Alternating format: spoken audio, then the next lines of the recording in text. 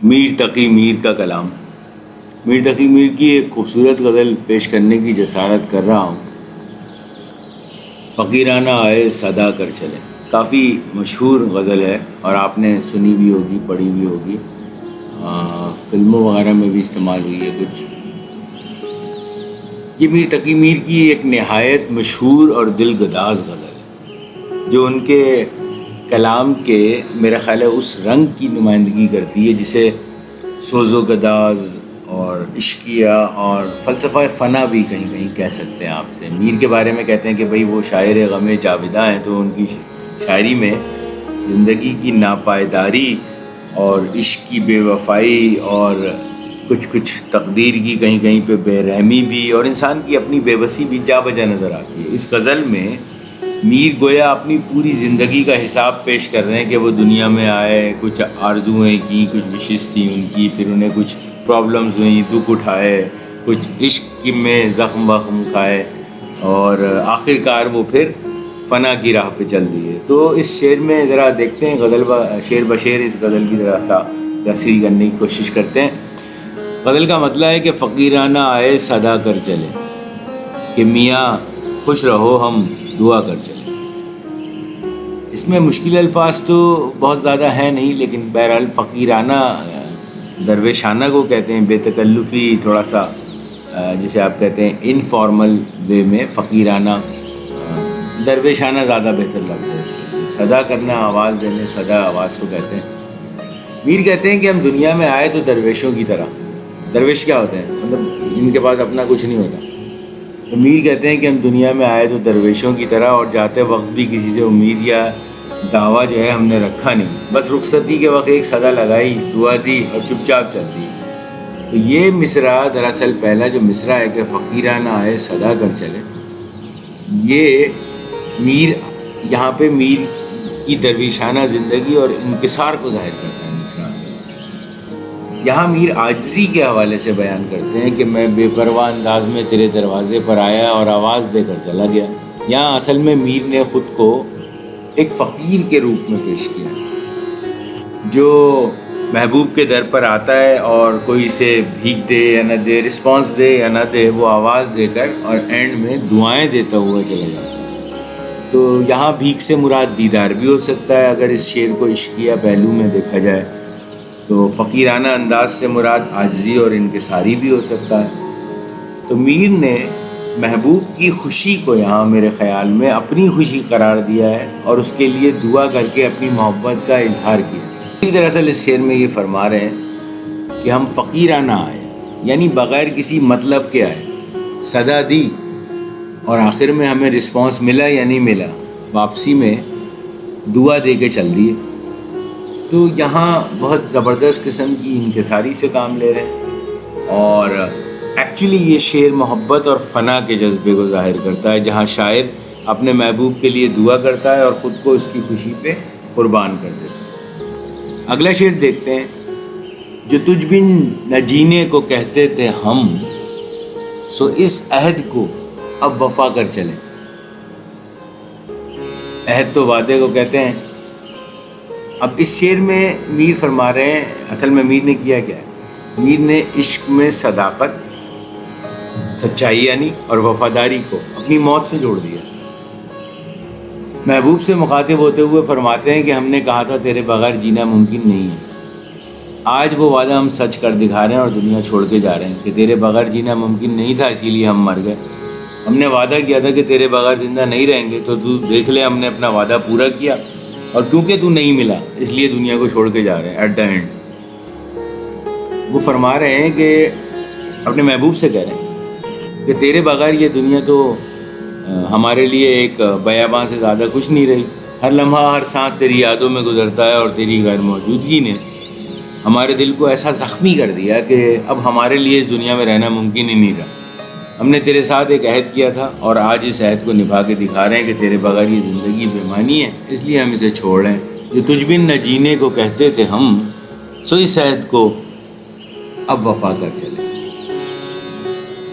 شفا اپنی تقدیر ہی میں نہ تھی، شفا اپنی تقدیر ہی میں نہ تھی کہ مقدور تک تو دوا کر چلے۔ مقدور استطاعت جتنا بس میں تھا اس شعر میں میر فرما رہے ہیں کہ ہماری تقدیر میں شفا لکھی ہی نہ تھی، ورنہ ہم نے تو اپنی پوری طاقت تک، پورے استطاعت تک علاج کروایا، مقدور حد تک جتنا کر سوا سکتے تھے۔ تو اس شعر میں میر اصل میں تقدیر کی بے رحمی کے ساتھ ساتھ انسان کی بے بسی کو بھی واضح فرما رہے ہیں، اور کہہ رہے ہیں کہ قسمت میں شفا نہیں لکھی تھی، ورنہ ہم نے تو اپنی پوری کوشش سے علاج کروایا۔ یعنی انسان چاہے کتنا بھی کوئی تدبیر کر لے، کوئی علاج کر لے، کوئی ترکیب لڑا لے، لیکن تقدیر میں اگر وہ مقصود نہ ہونا تو کچھ نہیں ہو سکتا۔ اس شعر میں میر یہ فرما رہے ہیں، شفا اپنی تقدیر ہی میں نہ تھی کہ مقدور تک تو دوا کر سکے۔ اب یہاں یہ اس شعر کا تعلق کسی خالی بیماری سے نہیں ہے، بلکہ ایک بیماری کا میر حوالہ دے کے فرما رہے ہیں، شفا اپنی تقدیر ہی میں نہ تھی۔ بدل کے اس شعر میں بیسیکلی امیر میرا خیال ہے یہ بھی فرما رہے ہیں کہ ہم تو محبت کے بیمار ہیں، تو ہمیں محبت اور محبوب کے عشق کی ضرورت ہے، اور ہمیں اس مرض کے علاج کی اشد ضرورت تھی۔ بہت سے طبیبوں سے علاج کروایا، مشورہ لیا لوگوں سے، لیکن کوئی ہمارے درد کا علاج نہ کر سکا۔ تو وہ بات ہوتی ہے نہ خدائی ملا، نہ وصال صنم، نہ ہمیں ہمارا محبوب ملا۔ اگر وہ ملتا تو ہمیں کسی علاج کی ضرورت ہی نہ ہوتی، اور نہ ہی ہمیں کسی اور طرح سے آرام آیا، کیونکہ محبوب کا ملنا ہماری تقدیر میں ہی موجود نہیں تھا۔ تو میرے خیال ہے اس شعر میں اگر اس شعر کا مفہوم دیکھیں تو میر نے تقدیر اور انسان کی کوششوں کے درمیان جو ایک ریلیشن شپ ہے اس کو اس شعر میں بیان کیا۔ وہ فرماتے ہیں کہ جیسے ہماری تقدیر میں ہی ایسا ہونا نہیں تھا، ورنہ ہم نے تو اپنی بہت کوشش کی۔ اصل میں یہ انسان کی جو محدود کوششیں ہیں، جتنی وہ قدرت یا تقدیر کے سامنے کر سکتا ہے، اور جتنا وہ تقدیر یا قدرت کے سامنے بے بس ہے، اس سچویشن کو یہ شعر ظاہر کرتا ہے۔ تقدیر کو میر نے ایک طاقتور قوت کے طور پر پیش کیا ہے، اور انسان ظاہر ہے کہ بے بس ہے، اس کے سامنے شفا اپنی تقدیر ہی میں نہ تھی کہ مقدور تک تو دوا کر سکے۔ اگلا شعر دیکھتے ہیں، خوبصورت شعر ہے کہ پڑے ایسے اسباب پایان کار کہ ناچار یوں جی جلا کر چلے۔ پایان کار کہتے ہیں انجام زندگی کو، اینڈ آف لائف، ختم ہو جانا زندگی کا۔ جی جلانا تو پتہ ہی ہوگا آپ کو، مطلب غم سہنا، رنج وغیرہ ہونا آدمی پہ، جی جلانا، اس کی وجہ سے دکھ ہونا، غموں کی وجہ سے۔ تو اس شعر میں غزل کے میر تقی میر زندگی کے تکلیف دہ حالات جو ہیں اور اس کے جو اثرات ہیں، امپیکٹ جو آ رہے ہیں اس حالات سے زندگی کے اوپر، اس کا ذکر کر رہے ہیں۔ یہ میر کی زندگی کے ذرا المناک جو حالات ہیں ان کی بھی عکاسی کرتا ہے یہ شعر۔ تو اس شعر میں فرما رہے ہیں کہ انجام ایسا آ گیا ہے کہ ہم غموں کے مارے ہوئے دل کے ساتھ ہی اس دنیا سے رخصت ہو گئے۔ یعنی کہ ناچار یہاں پہ اس لیے کہ ایٹ دا اینڈ بھی ہمیں خوشی نہیں مل سکی، یعنی زندگی کے آخر میں ایسے حالات بنے کہ دکھ سہتے سہتے دل جلا کر دنیا سے چلے گئے، اور ناچار مطلب نہ چاہتے ہوئے بھی زندگی بھر دکھوں سے لڑتے ہوئے ہی مر گئے۔ پڑے ایسے اسباب، سچویشنز کچھ ایسی ہو گئی زندگی کی، یعنی اینڈ میں زندگی کے پایان کار، انجام زندگی کے وقت پڑے ایسے اسباب، یعنی ایسی وجوہات پیدا ہو گئیں کہ نہ چاہتے ہوئے بھی یوں جی جلا کر چلے، ان دکھوں کے ساتھ ہی چلے گئے۔ چلنے سے مراد یہاں موت ہے، موت کی طرف بڑھنا ہے۔ تو میرا خیال ہے اس شعر کا جو مفہوم بنتا ہے وہ کچھ اس طرح سے ہے کہ میر تقی میر یہاں اس بات کا اظہار کر رہے ہیں کہ انسان کا جو اندرونی سکون ہے، انٹرنل جو پیس ہے، انٹرنل جو سیٹسفیکشن ہے اور خوشی اٹ سیلف، کئی بار حالات اور اسباب کی بنا پر متاثر ہو جاتے ہیں۔ یعنی وہ ایسے فیکٹرز پیدا ہو جاتے ہیں کہ انسان اندرونی طور پہ بے سکون ہو جاتا ہے، اور ہیپینس جو ہے وہ اس کے اندر ڈیولپ نہیں ہو پاتی، اور ایسے ریزنز پھر کریٹ ہونا شروع ہو جاتے ہیں جس پر انسان کا کوئی بس نہیں چلتا۔ تو یہاں پہ اس شعر میں جیسے میں نے آپ کو بتایا کہ پڑے ایسے اسباب پایان کار، ایسی سچویشنز پیدا ہو گئی کہ نہ چاہتے ہوئے بھی ہم انہی دکھوں اور غموں کے ساتھ دنیا سے چلے گئے، اس کا مداوع نہیں کر سکے، اس کا علاج نہیں ڈھونڈ سکے۔ اینی ویز اگلا شعر دیکھتے ہیں، وہ کیا چیز ہے آہ جس کے لیے، وہ کیا چیز ہے آہ جس کے لیے ہر ایک چیز سے دل اٹھا کر چلے۔ آسان شعر ہے. آخر وہ کون سی چیز ہے اور اس میں ایسی کیا بات ہے جس نے ہمارے اندر کا احساس مار دیا؟ ہم نے ہر چیز سے منہ موڑ لیا, ایک چیز کو پکڑ لیا کسی. وہ کیا چیز ہے؟ آہ کا مطلب ایک سانس بھرنا ہے یہاں پہ. آہ کا مطلب یہاں پہ کسی چیز کو یاد کرنا ہے, کسی چیز کو کھوجنا ہے. وہ کیا چیز ہے آہ جس کے لیے ہر ایک چیز سے دل اٹھا کر چلے؟ یہاں میر سوال کر رہے ہیں کہ وہ کون سی چیز, میرا خیال ہے محبوب کی محبت کی طرف اشارہ کر رہے ہیں. وہ کون سی چیز تھی جس کے لیے ہم نے دنیا کی ہر شے سے دل ہٹا لیا, سب کچھ چھوڑ دیا اور اسی عشق میں فنا ہو گئے؟ یعنی میر محبوب کی محبت کی طرف اشارہ کر رہے ہیں کہ جس کے لیے انہوں نے سب کچھ چھوڑ دیا. اس شعر میں میرا خیال ہے میر تقی میر بیداری اور بے چینی کی بھی بات کر رہے ہیں. وہ سوال کر رہے ہیں کہ آخر ایسی کون سی چیز میری زندگی میں آ گئی ہے جس کی وجہ سے اب میرا جی اس دنیا میں لگتا نہیں ہے. یہ بیداری, بے چینی اور بے قراری کیوں آ گئی ہے میرے اندر؟ تو سوچ رہے ہیں کہ کہیں مجھے محبت تو نہیں ہو گئی, کیونکہ جب انسان کو عشق ہوتا ہے تو وہ دنیا کی چیزوں سے بیگانہ ہو جاتا ہے. وہ سوچ رہے ہیں میں نے کیوں کہا, کیونکہ وہ خود اٹ سیلف سوال کر رہے ہیں کہ وہ کیا چیز ہے جس کے لیے, جیسے ہم کبھی سوچتے ہوئے اپنے آپ سے کوئی سوال کرتے ہیں نا کہ یار یہ طبیعت بے چین کیوں ہو رہی ہے, تو وہ کیا چیز ہے جس کے لیے ہر ایک چیز سے دل اٹھا کر چلے, کسی چیز میں دل ہی نہیں لگ رہا. تو مفہوم کیا بنتا ہے اس شعر کا؟ میرے خیال میں یہ شعر ایک خاص شوق یا آرزو کی شدت کو ظاہر کرتا ہے جس کے پیچھے شاعر کی گہری تڑپ اور بے قراری بھی ہے. کوئی نا امیدانہ کرتے نگاہ, کوئی نا امیدانہ کرتے نگاہ, سو تم ہم سے منہ بھی چھپا کر چلے. نا امیدانہ نگاہ سے کیا مطلب ہے؟ امید توڑ دینے والی نظر. جو ساری ہوتا ہے نا کہ کسی کو آپ آواز دیں اور وہ ایسی نظروں سے آپ کی طرف دیکھے کہ آپ کو لگے کہ یار جس کام کے لیے آواز دے رہا تھا نا وہ کام ابھی کہا تو وہ تو ہو نہیں سکتا, کیونکہ اس کی جو نظر ہے وہ بتا رہی ہے کہ یہ وہ بات سننے کا بھی روادار نہیں ہے, تو پھر کرے گا کیسے اس کو پورا. تو امید توڑ دینے والی جو نظر ہے وہ نا امیدانہ نگاہ کہتے ہیں اس کو.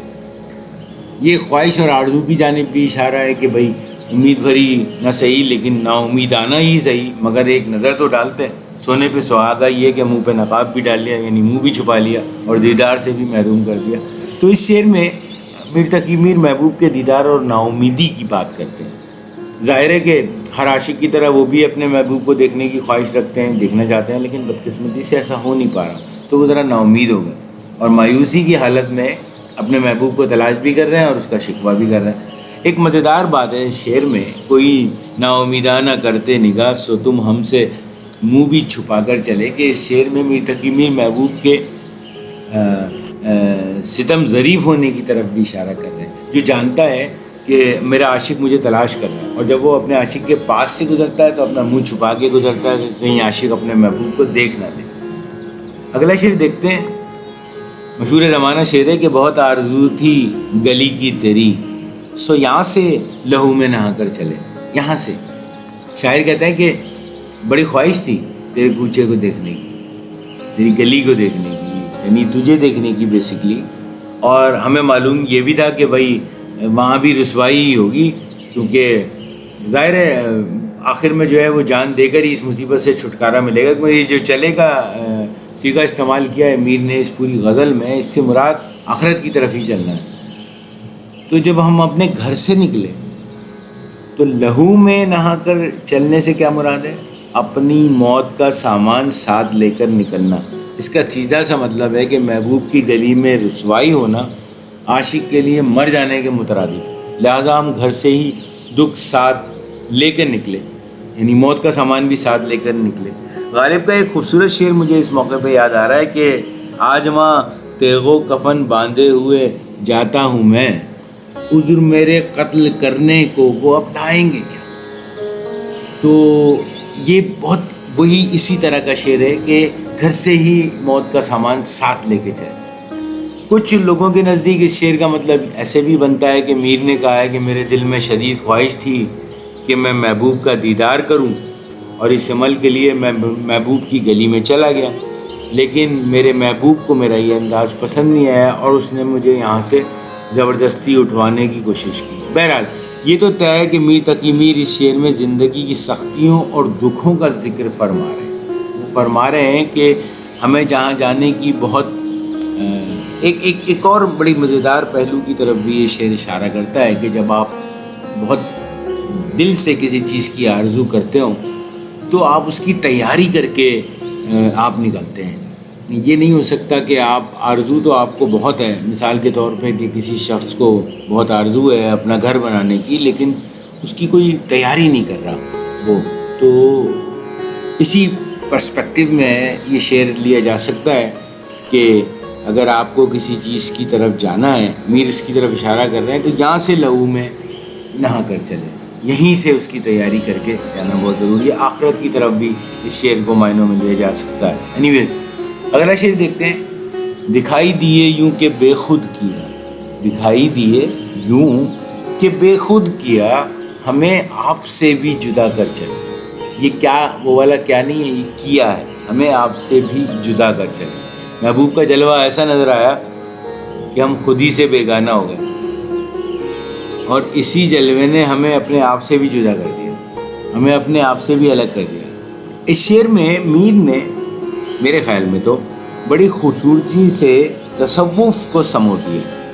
یعنی محبوب کا دیدار ایسا ہوا کہ ہم پہ بے خودی طاری ہو گئی، ہم اپنے آپ سے بھی بیگانہ ہو گئے. کیونکہ کہتے ہیں نا عشق میں انسان اپنی پہچان بھول جاتا ہے. تو محبوب سے شکوہ کر رہے ہیں میر کہ جب دیدار ہوا تو ایسا ہوا کہ ہمیں ہوش ہی نہیں آ رہا، اپنا بھی ہوش نہیں رہا، یعنی اپنے آپ سے بھی الگ ہو گئے. غزل کے شعر میں میر تقی میر یہ فرما رہے ہیں کہ میرا محبوب ستمگر ہے اور اس قدر حسین و جمیل ہے کہ اسے دیکھتے ہی میں دیوانہ ہو گیا ہوں. اس کے حسن میں ایسا ڈوب گیا ہوں کہ اس کے اثر سے باہر نہیں آ رہا. جب سے مجھے میرا محبوب نظر آیا ہے تب سے میں بے خود اپنے آپ کو اور دیوانہ فیل کرتا ہوں. دکھائی دیے یوں کہ بے خود کیا، ہمیں آپ سے بھی، یعنی دیدار کی جو تجلی ہے اس نے ہمیں اپنے آپ سے بھی الگ کر دیا، ہوش ہی نہ رہا، ہم پہ بے خودی طاری ہو گئی. تو اگلا شعر دیکھتے ہیں. جبیں سجدہ کرتے ہی کرتے گئی، جبیں سجدہ کرتے ہی کرتے گئی، حق بندگی ہم ادا کر چلے. جبیں تو پیشانی کو کہتے ہیں، تو اشارہ کر رہے ہیں سجدہ اور جبین کو ساتھ ملا کے کہ ہم نے زندگی بھر عبادت کرتے اپنی پیشانی رگڑ دی، سجدہ کرتے کرتے گویا اپنی بندگی کا ایک طرح سے حق ادا کر دیا اور اب دنیا سے رخصت ہو گئے. یعنی ساری عمر ہم نے عبادت کرتے کرتے گزاری ہے. تو وہ بیسیکلی اشارہ کر رہے ہیں کہ جو ہمارے پہ فرض تھا نا زندگی میں وہ ہم نے ادا کر دیا. اس کی ایک دوسرا اینگل بھی ہے اس شعر کا نا، جہاں میر دنیاوی مشکلات کی جانب اشارہ کرتے ہوئے فرما رہے ہیں کہ ہم ایک کے بعد ایک مشکل سے نپٹتے آئے اور یہ زندگی گزارنا اب ایسا بن گیا جسے جہنم میں رہنا. وہ کہتے ہیں نا کہ یار ہم نے تو ساری سزا یہیں بھگت لی ہے تو اب اوپر جنت ہے ہمارے لیے. وہی سمجھیں ایگزامپل دے رہے ہیں. جبھی سجدہ کرتے ہی کرتے گئی، حق بندگی ہم ادا کر چلے. جیسے جہنم میں رہنے کی طرح دنیا تھی تو ہم نے اپنے اعمال کا بدلہ یہیں چکا دیا، یعنی کہ حق بندگی ادا کر دیا. لفظی طور پہ بتا رہا ہوں آپ کو. اور اب ہمیں اپنے رب سے جنت کی توقع ہے. یہاں پہ کئی پہلو اس شعر کے نکلتے ہیں، لیکن ایک جو میرا خیال ہے بہت واضح اس کا مفہوم بنتا ہے اس شعر کا، وہ یہ کہ اس میں میر اپنی زندگی اور اللہ کے حق بندگی ادا کرنے کی بات کر رہے ہیں. وہ کہہ رہے ہیں کہ ہم نے تمام عمر سجدے کی حالت میں اور بندگی میں گزار دی اور اسی حالت میں دنیا سے چل دی. تو اصل میں یہ جو فیلنگس ہیں یہ انسان کی عاجزی، اس کی عبادت اور خدا کے سامنے سر تسلیم خم کرنے کی جو ایک فیلنگس ہیں اس کی بھی یہ شعر عکاسی کرتا ہے. اس میں ایک میرا خیال ہے ایک گہرا روحانی پیغام بھی چھپا ہوا ہے جو انسان کی زندگی کے مقصد اور اس کے انجام کو اصل میں بیان کرتا ہے. تو اس شعر میں زندگی کے جو اختتام ہے نا، زندگی کا ختم ہونا ہے، اس کا ایک بڑا پرسکون اور پرامن تصور بھی پیش کیا گیا کہ انسان نے خدا کی عبادت اور بندگی میں پوری زندگی کو گزارا اور اسی حالت میں دنیا سے چل دی. تو ظاہر ہے کہ یہ ایک مثالی زندگی کا نمونہ ہے جہاں انسان اپنے خالق کے سامنے سر تسلیم خم کرتا ہے اور اپنی زندگی کو اس کی رضا کے تابع کر دیتا ہے. تو مفہوم اس شعر کا میرا خیال ہے یہ بنتا ہے کہ یہ شعر میر کا انسان کو یہ سبق دیتا ہے کہ زندگی کا اصل مقصد جو ہے نا وہ خدا کی بندگی اور عبادت ہے. تو انسان کو چاہیے کہ وہ اپنی زندگی کو خدا کے سامنے عاجزی اور وفاداری کے ساتھ گزارے اور اسی حالت میں دنیا سے رخصت ہو جائے. اور یہی وہ راستہ ہے جو انسان کو اصل کامیابی اور سکون کی طرف لے کر جائے. تو یہ شعر یہی بتا رہا ہے کہ اگر انسان اپنی زندگی کو خدا کی بندگی میں گزارے تو اس کا انجام بھی پرسکون ہے. تو یہ حقیقی کامیابی کی طرف اصل میں اشارہ کرتا ہے یہ شعر، جس کی ہر انسان کو تلاش ہوتی ہے. جبھی سجدہ کرتے ہی کرتے گئی، حق بندگی ہم ادا کر چلے. اگلا شعر دیکھتے ہیں. پرستش کی یہاں تک، اتنی پرستش کی یہاں تک کہ اے بت تجھے نظر میں سبوں کی خدا کر چلے.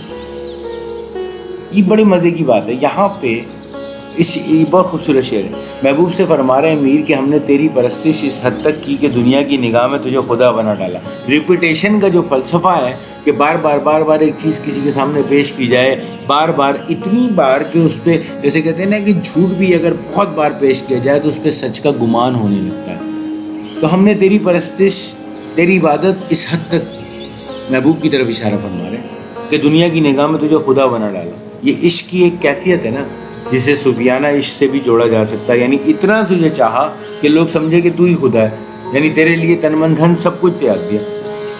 تو یعنی لوگوں کو یہ فیلنگ آنا شروع ہو گئی. اس شعر کے حساب سے میں تشریح کر رہا ہوں، خالی اس شعر کے حساب سے میر یہ فرما رہے ہیں کہ ہم نے اتنی زیادہ تیری عبادت، یعنی تیری سے اتنی لو لگا لی کہ لوگوں کو تو خدا سا لگا کہ اتنا تو کوئی خدا ہی کو چاہ سکتا ہے. تو اس شعر میں میر تقی میر میرے خیال میں اپنے محبوب کی جو محبت ہے اور اس محبت کو عشق کے درجے پر پہنچنے کو بھی بیان فرما رہے ہیں. تو ظاہر ہے کہ یہ شعر میں محبت کی انتہا اور عبادت کا جو جذبہ ہے، اس کے درمیان جو ریلیشن شپ ہے، اس کی بھی عکاسی ہے اس شعر. مفہوم میرا خیال ہے اس کا کچھ اس طرح سے بنتا ہے کہ اس کی محبت کا یہ عالم ہے کہ لوگ اس کے محبوب کو اس کا خدا سمجھنے لگے. تو یہاں خدا کا تصور جو ہے اصل میں محبوب کی عظمت اور میر کی جو محبت کی شدت ہے اس کو بھی ظاہر کر رہا ہے. تو ظاہر ہے میر کے لیے محبوب ہی وہ ہستی ہے جس کے سامنے وہ سر جھکاتے ہیں، جس کی پرستش کرتے ہیں اور جس کے بغیر ان کی زندگی بے معنی ہے. تو یہ جملہ اصل میں محبت کے جذبے کی انتہا کو بیان کرتا ہے، جہاں محبوب کی عظمت کو تسلیم کیا گیا. تو یہ ایک طریقے سے مثال دی گئی ہے، اس کو کسی دوسرے معنوں میں نہیں لینا چاہیے اس شعر کی میننگز کو. تو خدا کا لفظ جہاں آ جاتا ہے تو تھوڑے سے لوگ جذباتی ہو جاتے ہیں. تو نہیں سمجھنا چاہیے کہ اس شعر میں کسی اور طرف اشارہ کیا جا رہا ہے. جیسے میں نے آپ کو بتایا کہ محبت کے جذبے کی انتہا کو بیان کرنے کے لیے جہاں محبوب کی عظمت کو تسلیم کیا گیا. اگلا شعر دیکھتے ہیں. جھڑے پھول جس رنگ گلبن سے یوں، چمن میں جہاں کے ہم آ کر چلے. دنیا کے باغ چمن سے ہم اس طرح رخصت ہوئے جیسے باغ سے پھول جھڑتے ہیں. یہ موت کی علامت ہے. ہم دنیا کے باغ سے ایسے جھڑ گئے جیسے باغ سے پھول جھڑتے ہیں. یعنی یہ شعر ظاہر ہے موت اور فنا کی حقیقت کو بیان کر رہا ہے سیدھا سیدھا. چمن دنیا کو کہا جا رہا ہے یہاں. تو گلبن باغ سے مراد ہے. جھڑے پھول جس رنگ جس طرح جھڑے پھول جھڑ گئے، گلبن سے یوں، باغ سے ایسے جھڑ گئے. اس شعر میں میر دنیا میں زندگی کے ختم ہونے کو بیان کر رہے ہیں. ظاہر زندگی کے فانی ہونے اور موت کے لازمی ناگزیر ہونے کی طرف بھی اشارہ ہے. تو شاعر نے، میر نے پھولوں کی مثال دے کر یہ بتایا ہے کہ جس طرح پھولوں کی رنگت آہستہ آہستہ مان پڑ جاتی ہے اور وہ مرجھا کے ختم ہو جاتے ہیں، اس طرح انسان بھی اس دنیا کے باغ میں ایک محدود وقت گزار کر ختم ہو جاتا ہے. پھول جو خوبصورتی اور تازگی کی علامت ہے نا، وقت گزرنے کے ساتھ وہ بھی اپنی چمک کھو دیتے ہیں اور مرجھا جاتے ہیں. جس پھول کی لائف ہے اس کو پورا کرتے ہی پھول ختم ہو جاتا ہے. یہی حال انسان کا بھی ہے، جو اپنی جوانی اور جو انرجی والے دن ہوتے ہیں نا، اس میں تو بڑا خوبصورت اور تر و تازہ نظر آتا ہے، لیکن وقت گزرنے کے ساتھ ساتھ بوڑھا ہو جاتا ہے اور آخرکار پھول کی طرح مر جاتا ہے. موت اسے اپنی لپیٹ میں لے لیتی ہے. تو یہاں میر نے اس شعر کا جو مفہوم میرا خیال بنتا ہے وہ یہ اس طرح کا ہے کہ میر نے یہاں دنیا کو ایک باغ سے تشبیہ دی ہے، جہاں انسان کو پھولوں کی مانند ایک عارضی گیسٹ کے طور پہ دکھایا ہے. اور بتایا ہے کہ یہ باغ یعنی یہ دنیا جو ہے یہ بڑی خوبصورت اور رنگین ہے، لیکن اس کی ہر چیز عارضی ہے، ٹیمپریری ہے. تو انسان بھی اس باغ میں پھول کی مانند ہے جو کچھ وقت تک اپنی خوشبو دے گا، رنگ دکھائے گا، لیکن آخرکار مرجھا جائے گا. تو ظاہر ہے یہ شعر سیدھا سیدھا زندگی کی جو بے ثباتی ہے اور موت کے جو حتمی ہونا ہے اس کی طرف اشارہ کرتا ہے. کل نفس ذائقۃ الموت، جو انسان کو یہ سبق دیتا ہے کہ دنیا کی ہر چیز عارضی ہے اور انسان کو اپنی زندگی کو بہتر طریقے سے گزارنا چاہیے. جھڑے پھول جس رنگ گلبن سے یوں، چمن میں جہاں کے ہم آ کر چلے. اگلا شعر دیکھتے ہیں. نہ دیکھا غم دوستاں شکر ہے، نہ دیکھا غم دوستاں شکر ہے، ہمیں داغ اپنا دکھا کر چلے. نہ دیکھا غم دوستاں شکر ہے، ہمیں داغ اپنا دکھا کر چلے.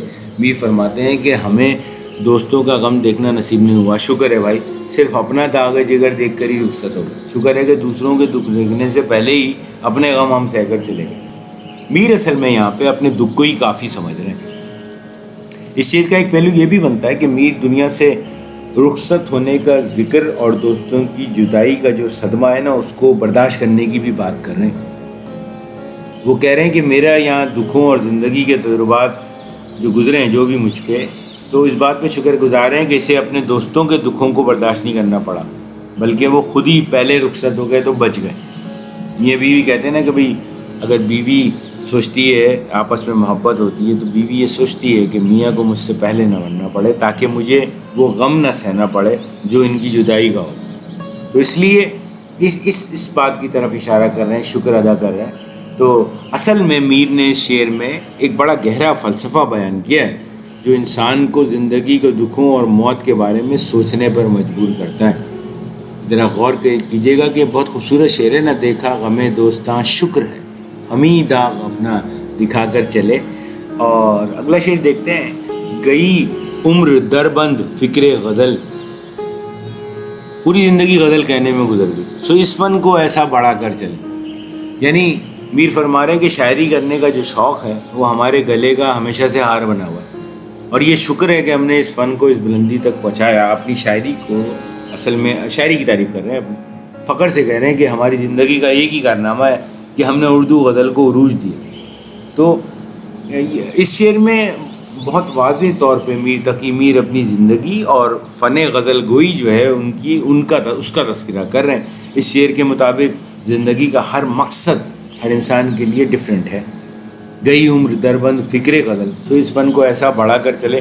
اور یہ مقصد جو ہے جو ہر انسان کا ڈیفرنٹ ہے، وہ اس انسان کی شخصیت، اس کے خواہشات اور اس کے جو ٹارگٹس ہیں اس کے مطابق ڈیفرنٹ ہو سکتا ہے نا. ظاہر ہے ہر انسان کا جو ویژن ہے وہ ڈیفرنٹ ہوگا، ہر انسان کا مشن بھی ڈیفرنٹ ہوگا. تو بعض لوگ اپنی زندگی کو سادہ طریقے سے گزارنا چاہتے ہیں، کچھ اپنی ٹیلنٹ اور جو انٹرسٹ ہیں ان کے ذریعے دنیا میں ایک نشان چھوڑنے کی کوشش کرتے ہیں. تو غزل کہنا اور شعر گوئی بھی ظاہر ہے کہ اس طرح کا فن ہے جس میں شاعری کے ذریعے جو فیلنگس ہیں ہیومنس اور جو خیالات ہیں، امیجنیشن ہے اور جو تجربات ہیں، جو ایکسپیرینسز ہیں، ان کو خوبصورت انداز میں بیان کیا جاتا ہے نا شاعری میں. تو جب کوئی شخص یہ کہتا ہے کہ اس کی زندگی غزل کہنے میں اور شعر کہنے میں گزر گئی ہے، تو ظاہر ہے کہ اس کا مطلب یہ بنتا ہے کہ اس نے اپنی زندگی کا جو زیادہ تر وقت ہے وہ اسی فن کے ساتھ گزارا ہے. تو غزل ایک ایسا ادبی فن ہے، یاد رکھیے گا، جو نہ صرف زبان کی مہارت کی عکاسی کرتا ہے بلکہ کسی بھی جو غزل کہنے والا شاعر ہوتا ہے اس کے اندر کی گہرائی اور دل کی کیفیت کو بھی اجاگر کرتا ہے. غزل کا جو ہر مصرع ہے وہ ایک دل کی گہرائی سے نکلی ہوئی آواز کی طرح آپ لے سکتے ہیں جو کسی نہ کسی احساس کو بیان کر رہا ہوتا ہے. تو یہاں میر اپنی غزل گوئی کی جو صلاحیت ہے اس کو ایک کارنامے کے طور پہ بیان کر رہے ہیں. گئی عمر دربند فکر غزل، سو اس فن کو ایسا بڑھا کر چلے. غزل کا مقطع دیکھتے ہیں کہ کہیں کیا جو پوچھے کوئی ہم سے میر. کیا کہیں گے کیونکہ کسی نے اگر پوچھ لیا جہاں میں تم آئے تھے، جہاں دنیا سے مراد ہے کیا کر چلے، جہاں میں تم آئے تھے کیا کر چلے. مقطع غزل کا ظاہر ہے میر فرما رہے ہیں کہ اگر کوئی پوچھے کہ بھائی جان آپ دنیا میں آئے تو تھے لیکن کیا کیا آپ نے، تو میں تو اس کنفیوژن میں ہوں کہ جواب کیا دوں گا. مطلب اپنے آپ سے سوال کر رہے ہیں کہ اگر کسی نے کوئی پوچھ لیا کبھی مجھ سے کہ بھائی دنیا میں آگے تم نے کیا کیا، تو میں جواب کیا دوں گا. تو ظاہر ہے کہ میر صاحب یہاں جو ہے زندگی کے مقصد کی بات کر رہے ہیں۔ اس شعر میں میرے خیال ہے میر جو ہے دنیا میں جو زندگی ان پہ گزری ہے اس کا احوال بیان کر رہے ہیں۔ اب کہہ رہے ہیں کہ میری زندگی تو گزر گئی ہے، موت کے قریب میں پہنچ گیا ہوں، اب ختم ہونے والی ہے، تو ظاہر ہے مجھ سے بھی یہ سوال جواب ہوگا نا کہ بھئی تم نے زندگی میں کیا کام کیے۔ تو اگر کسی نے مجھے سوال کر لیا تو میں شش و پنج میں ہوں کہ بولوں گا کیا، کہ اپنا وقت کیسے گزارا، زندگی میں کیا کیا، تو میرا جواب کیا ہوگا؟ اپنے آپ سے سوال کر رہے ہیں۔ تو یہ میرا خیال ہے اس شعر کا جو مفہوم بنتا ہے وہ یہ ہے کہ وہ اپنے آپ سے سوال کر رہے ہیں کہ کیا میری ہر ملاقات، ہر جو تجربہ میں نے زندگی میں حاصل کیا، ہر تعلق جو بنایا، ہر دکھ اور غم، ہر خوشی جو میرے سامنے آئی، تو کیا میری تخلیقی صلاحیتوں کو بڑھانے کا ذریعہ بنی؟ کیا میں نے اپنے وقت کو اپنے مقصد کے لیے استعمال کیا؟ وہ اپنے آپ سے سوال کر رہے ہیں کہ جو ظاہر ہے کہ جو لوگوں تک اپنے خیالات اور احساسات جو پہنچانے کی جو صلاحیت تھی اس کو استعمال کیا، وہ اپنے آپ سے سوال کر رہے ہیں۔ وہ سوچتے ہیں کہ کیا میری زندگی کا جو مقصد ہے وہ محض دنیا میں نام کمانے کے بجائے اپنی اصل حقیقت کو دریافت کرنے اور اس حقیقت کو پھر اپنی تخلیقی صلاحیتوں کے ذریعے دنیا تک پہنچانا تھا، یا لہذا میں نے اپنی زندگی کو ظاہر ہے کہ ایک بامقصد طریقے سے گزارا، جہاں ہر لمحہ میرے لیے ایک خود شناسی کا سفر تھا۔ یہ جو مجموعی طور پہ میں آپ کو بتاؤں، یہ غزل میر کی ذاتی زندگی کے غموں اور معاشرتی حالات کا عکس ہے، اور میر نے اس غزل میں جو فنا کی جو حقیقت ہے اور عشق کی شدت بھی کہیں کہیں، اور تقدیر کی بے بسی بھی آپ نے دیکھی، اور شاعری کی عظمت، سب کچھ ایک غزل میں سمو گیا۔ دنیا کی ناپائیداری اور عشق کی شدت وغیرہ، یہ اور شاعر کی اپنی غزل گوئی کے فن سے محبت، ان سب کو مجموعی طور پہ یہ غزل ان سب اس کا احاطہ کرتی ہے۔ تو مجھے امید ہے کہ یہ غزل آپ کو پسند آئی ہوگی، اور اگر پسند آئی ہے تو اگر چینل کو ابھی تک سبسکرائب نہیں کیا ہے تو سبسکرائب کر لیجئے، اپنے دوستوں میں شیئر کیجئے، لائک کیجئے، کمنٹ سے ضرور نوازا کریں کہ آپ کو کیسی لگی یہ غزل۔ رضوان احمد خان کو دیجیے اجازت۔ آپ کے وقت کا بہت بہت شکریہ۔